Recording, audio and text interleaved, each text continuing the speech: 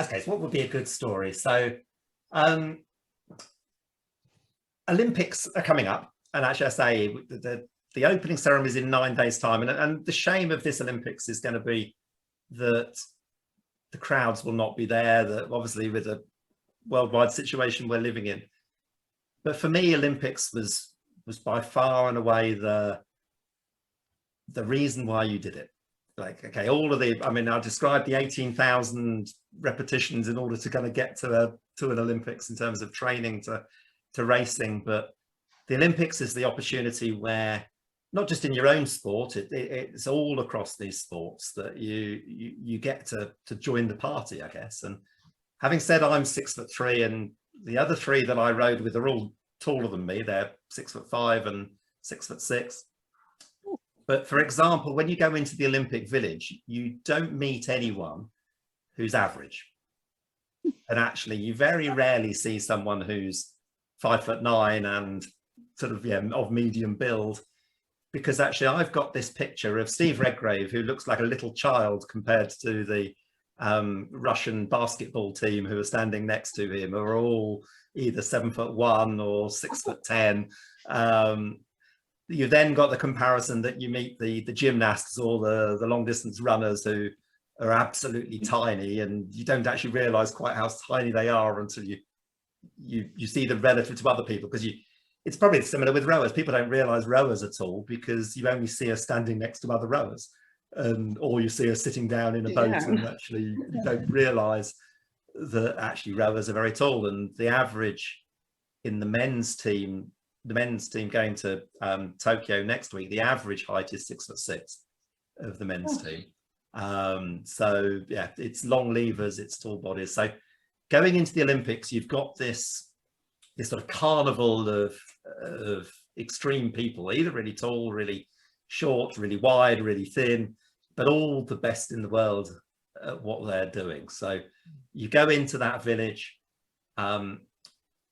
To example, I mean, I'll use Sydney as an example. I mean, I guess I was lucky enough to go overall to 7 Olympics, 3 as an athlete and 4 as a coach. So I can compare Olympics in different ways. But if I use Sydney as an example, we got to stay in luxury apartments. Like they purpose built these luxury apartments, and they were luxury 3-bedroom apartments. But the bit that was not luxurious was there were 16 of us staying in that 3-bedroom apartment. So you've got 4 of us in the living room, you've got 4 of us in every bedroom, plus whatever space there was.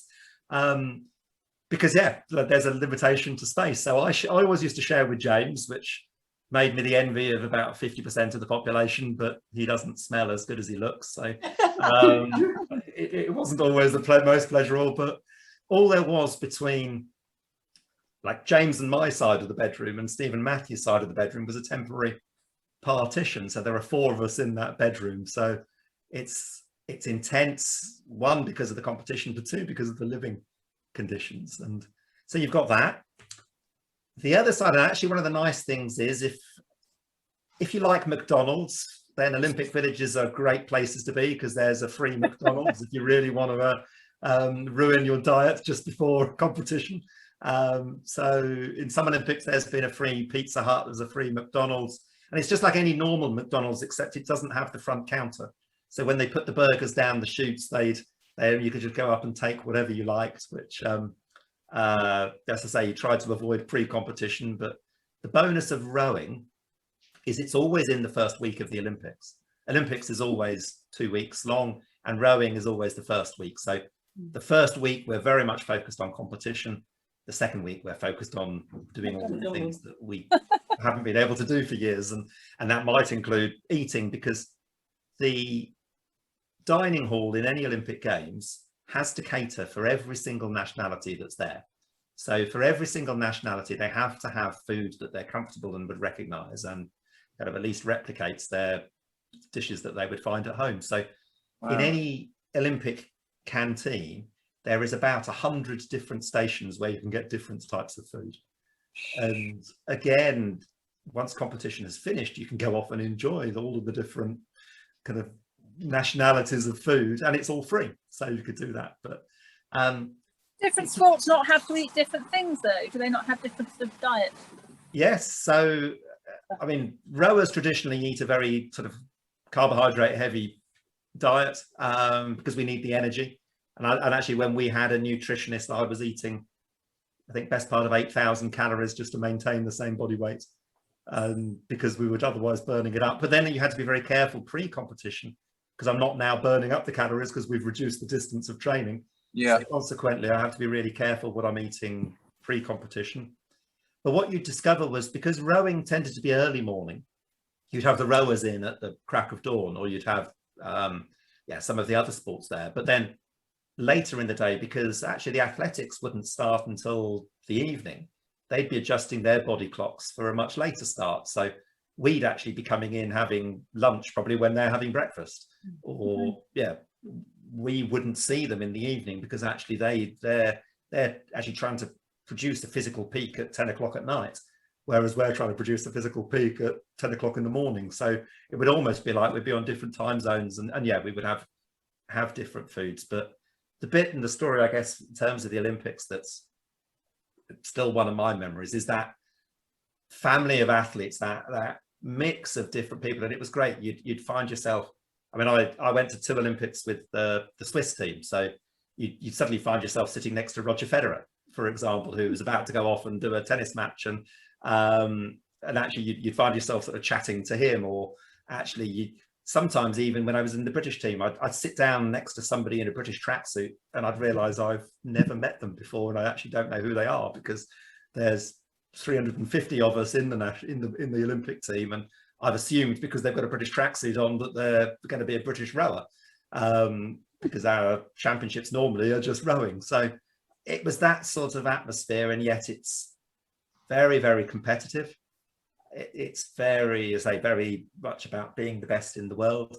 But then as the weeks go on, more and more people finish, and the atmosphere changes into this celebration, I guess. And the advice would, don't either play men's water polo or run the marathon as a man, because those are the 2 last events to finish. So you're probably one of the 0.01% of the athletes in the village that hasn't finished competing yet come that final day of the Olympics. So I say we were lucky within rowing that it was early on in the games, always in that first week, which was lovely. But in terms of the racing, I mean, it still sort of puts hairs on sort of the back of my neck, makes them stand up. And the memories of the racing, I could still run through. I said our Olympic final in Sydney took just under 6 minutes, and yet my recollection of it I could go on for 6 hours about it. And you sort of get into this feeling. I can still remember, albeit it's now 20 years ago, I can still remember the calls that we would have, like, because rowing's a sport where you can't communicate once the race has started, really. I mean, Steve, who sat behind me, he'd be the one giving the calls, but realistically, because your heart rate's up at 200 and you might be 3-4 minutes into the race, he's not going to ask you a question that kind of requires lots of words and syllables.